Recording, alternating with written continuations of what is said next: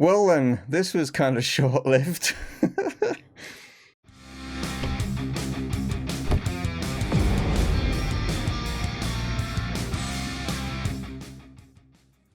Hello guys and welcome to Dreaming is Possible here with Chesterfield, and as you can see, yes, just over here. Well, that didn't last long, did it? Ole Gunnar Solskjaer returning to Manchester United only to be sacked after only a few short weeks. Yeah, he has gone. Wow. Well, there we are, like, you know what I mean? So Gary Neville has also been sacked from Newcastle, and that's why you'll see just over, where are we? Just over here.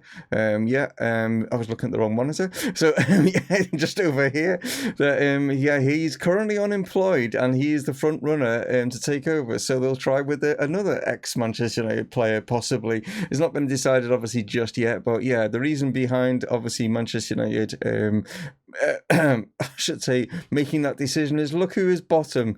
After 20 games, it's now, I was convinced that they would get out of this. I was convinced that, yeah, they're not going down. You know, they'll be fine. They'll sort this out. It was just a blip at the beginning of the season. Well, it's not looking like that, is it? I mean, whoever does come in has got a bit of a task on. I mean, they still can obviously do it. I mean, what are they there? 7 points away from safety. And the weird thing is that bottom three in general. I mean, the fact that Man City have now dropped all the way down and they're into there as well. Leicester, we knew as well, but they have got, I think Benitez has took over at Leicester. Hold on. Rafa Benitez, they've sacked Jamie Vardy. And brought Rafa Benitez in to try and steady the ship at Leicester. He has managed to get some okay results under his belt as well. So, as you can see, Leicester in a much better position than what Man United are at the moment. But, yeah, what a mad season. Norwich have managed to get themselves back up again. They're up into third. Which is all about. We're sitting quite nicely, 5 points clear with the game in hand. Yeah, everything's going great at Chesterfield, you know what I mean? Like, but yeah, as for other clubs, not going particularly well. Even like Liverpool, like not doing as well as maybe what the fans would be expecting there, because obviously, you know, but interesting things happening in the Premier League. All right, let's give you a rundown of what's been going on since you last were here, which was the Juventus Leicester, I think, was it? Yeah. Trying to think now. It was Juventus Leicester, wasn't it? So we've gone through December, ready to start things off with an FA Cup third round against Birmingham. That's what's going to be our first game in today. Then we'll be taking on Southampton in the Premier League. But yeah, third round FA Cup. We already got knocked out of the Carabao Cup. You know that, guys. So hopefully Birmingham won't do the same to us in the third round. So, as is this game against Birmingham, it's on the 1st of January. Yes, the transfer window has opened and I have gone into the transfer kitty and spent some money. Yeah, 85 million to be precise. We'll go up to 89 million after a few games and stuff. I think it's 40 games. It goes up to 89 million. The reason being, that was his, not necessarily his release clause, but Alessio Riccardi, Manchester City player, or was a Manchester City player, requested a transfer, not happy with where they were, and that's how much they were willing to accept for him, even though he was worth a lot more than 89 million. As you can see, fans' reaction there, very pleased for us to bringing this guy in. I'll just show you what he's like. There he is. He's 26 years of age, and the reason I brought him in is I just feel that the likes of maybe Nkunku and Keena, you know, just sort of like gone past their peak now. They're sort of like going on the dip a little bit. Drea's 29 now as well, so I'm like looking to obviously get that midfield looking good. And then if you've got like the likes of Riccardi and Dezwowski in that midfield, we've got these like world-class midfielders in there. I might include him in the game against Southampton, but there we are. Right then, here we are in the Midlands, yes, as we travel to Birmingham as we take them on, and we've got Timo Horn in goal. We've got Bo Jansen's going to have to play it right back, but just because we've got injuries like to a few of our players. We've got Arifi, Iliowski, and then Ollie Clay is the remaining of that back four.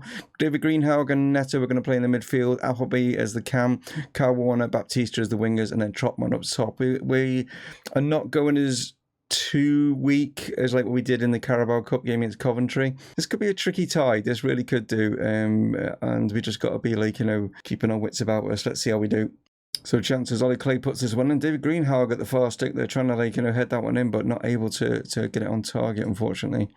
Birmingham now down the other end, but dispossessed there, and Baptista is away, and he is surging forward here. He's got players in the box. Is he going to pick anyone out? He has done. He's picked out Trotman, and he's managed to pick up his second goal of the season. And yeah, great start for us in the first opening 10 minutes.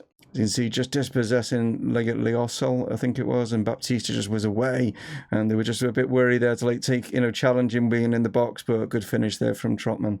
So here come Birmingham again. I mean, they're not being too shy about coming forward. I mean, like at the end of the day, they want to like put on a performance in front of their home side, and it's only one goal separating them at the moment. So yeah, fair play to them. Play with this throwing. It looks like David Greenhalgh's picked up an injury, so look at maybe like changing him at half time as Appleby now pushes forward. Goes for an audacious like sort of like chip there, but yeah, a bit wayward. Neto now plays this out. Warner heads it down. Trotman does well to like get control of that one. Lays it back here to Greenhalgh. Neto inside. Trotman's in for a second, but no, hits it straight at the keeper. He's just like opened up his body a little bit there. He could have slotted that into the far corner. But Birmingham, like I say, they're in this game. They're having more shots than what we have. They've got possession of the game. They're not shy. Like I say, the crowd will be like encouraging them. We're only leading by a goal to nil. We need to make sure that we play a lot better in the second half. So chance here again for Birmingham, and like I say, they're not out of this game. It's only 1 goal to nil, so they could easily get back into this. Got to be careful there, and I'm going to say they have given a penalty. It didn't look like, I thought he took the ball there, but referee says no, and there's no VAR involved to like, but I think the ref made an error there. I think it's more of a shoulder, and they're back in this. It's 1-1. I don't think that was a foul. I think that Neto there took the ball. But like I say, there's no VAR. It's because it's at Birmingham's ground, and it's a nice penalty actually. So decided to make a drastic change. Going to go with a 4-3-3 formation. Going to take Kyle Warner off. No, not because he just missed that shot, just because of the change of the formation. But he hasn't been playing particularly well with a 6.5. So Charlie Lawrence has come on for him. We've got Charlie now, Trotman and Appleby is the front three, and yeah, we need to get this result. So it's actually Birmingham with the ball here with like just, a few minutes left of the game, and they're just looking to maybe play for the draw here, or they're just trying to draw us out, I think, maybe to try and like get a ball in behind. But I think they're quite happy to keep control of the ball right now. We need to get it off them, and we have done with Baptista, and that's been Birmingham's problem on a few occasions, but we've not like capitalised. We've only done it once, and Charlie Lawrence now puts this one across, but not able to find anyone in the box, and Birmingham now could go down the other end and spoil everything here. And is that a free kick? No, it's not. Eliovsky now plays it long ball down, finds Charlie Lawrence. He's into the box now. Can Charlie finish? Great save from the keeper, one-handed down low. Can we get anything from this corner? Baptista puts this one in, doesn't find anyone. He just went straight at a blue shirt, and that's terrible. There's Vaughan now, like, surges down this other end. It could be anyone's game right now, the way this is, like, shaping up. And with Baptista's got back to defend. It's Appleby, and like I say, it's end-to-end stuff right now. He's been taken out there, like, a bit cynical. Is it going to be a red or is it a straight yellow? It is. Can we get anyone on the end of this one? Ollie Clay puts it into the box, and it's a poor delivery. What is wrong with us right now? I think nerves have got the better of us, like, and it's going to finish as a draw, and we're going to take him back to Ellen Road. Yeah, fair play to Birmingham there. They weren't shy. They literally were not shy about that one at all. They've accounted themselves very well. We have been very, very poor. So, as you can see up above there, yes, Keena has left. 95 million to AC Milan they came in, which is like 30 million over what he was valued at. So I was like, yeah, I'm accepting it. I mean, don't get me wrong, he's still a good player and stuff like that, but I just feel that he's just getting to the end. I don't even know how old he is now. Is he 30? 28, there you go. But he's still he's still a decent like player and stuff like that. But like I say, when someone comes in with 95 million, it means we can strengthen the side. Like that is literally just paid for Riccardi, that is that we just signed for from Manchester City. So there we go. And we made a £10 million on top of that as well. The other news is that Jeff has gone. You'll just see like over onto the far side here that Jeff has left. Yes, he's also left as well. 36 million.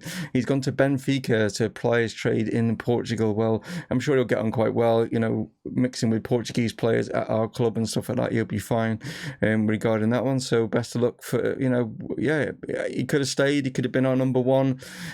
Just didn't want to.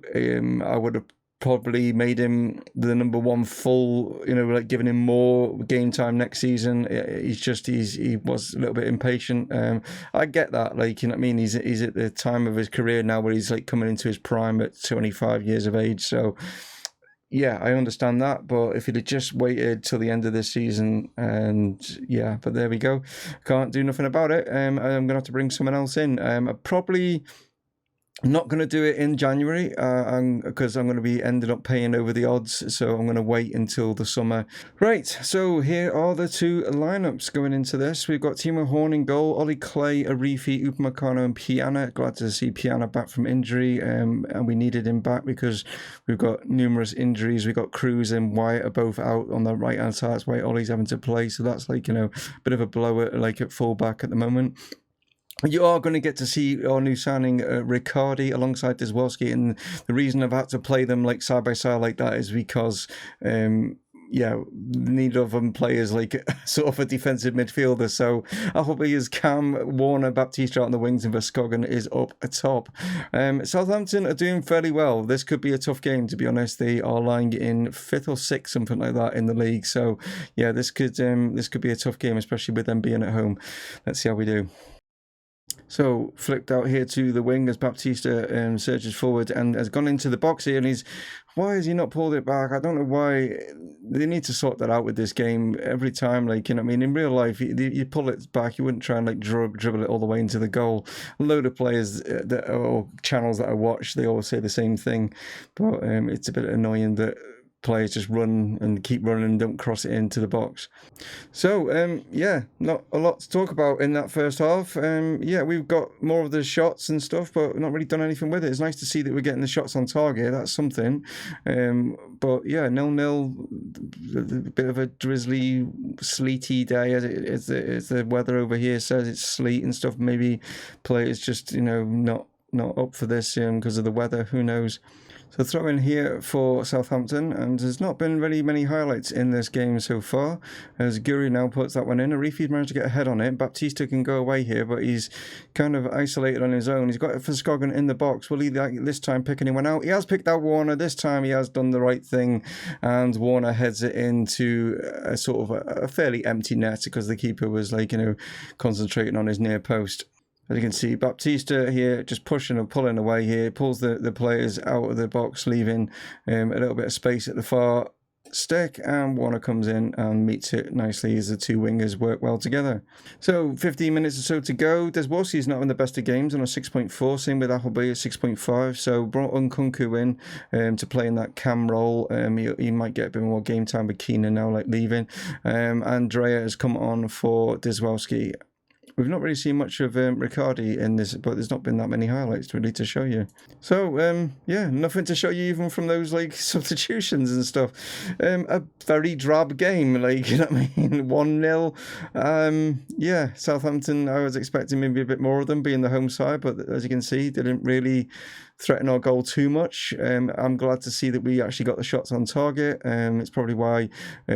you know, Elliot Fleming, who is obviously an England goalkeeper that I know well, has made 7 saves, so he's kept maybe Southampton in the game, and as maybe Elliot has been sort of like, you know, hey boss, maybe you could give me the nod ahead of, like, you know, Butland in the England shirt. Who knows? Like, you know what I mean? That's a possibility.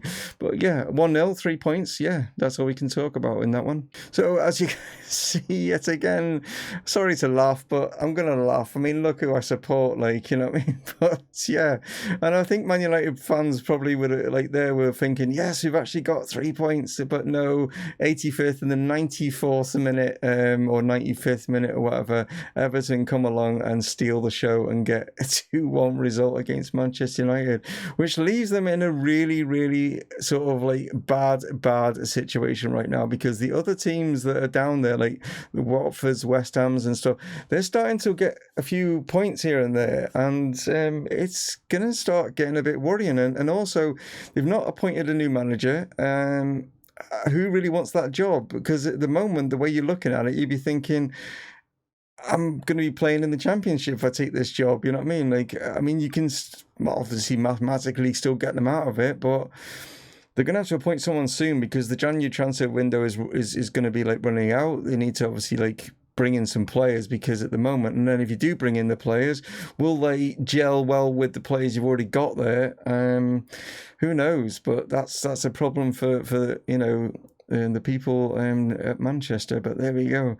Yeah, we don't have to worry about that. We are sitting nicely at the top. We are 6 points clear. No, we're not. We're actually 7 points clear, aren't we? My maths are not getting like quite good there with a game in hand. So things are looking good. Like I say, in the Premier League, not looking too good in obviously the domestic cups and stuff. But as long as we're doing well in, which we are doing, in the two major competitions, the Champions League and the Premier League. Talking of the Champions League, we have been drawn in the next round.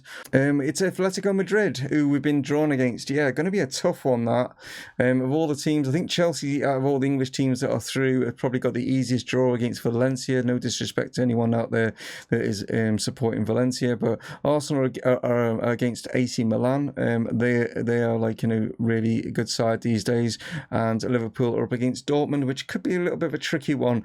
But yeah, I think ours is probably the worst draw that we could have got out of the teams that are left in this competition. But if you want to win this, you've got to beat the best, haven't you? But that is not until February. So yeah, we've got a while to go until obviously we get to that stage. But yeah, there we are, guys. And thank you for tuning in. We will have to now fight against Birmingham yet again. That's in a couple of days' time as well for the replay. And then we face Arsenal at the weekend. But there we are. Take it easy. Stay safe. I'll catch you in the next one. Dave from Mumongu Gaming signing off. Cheers.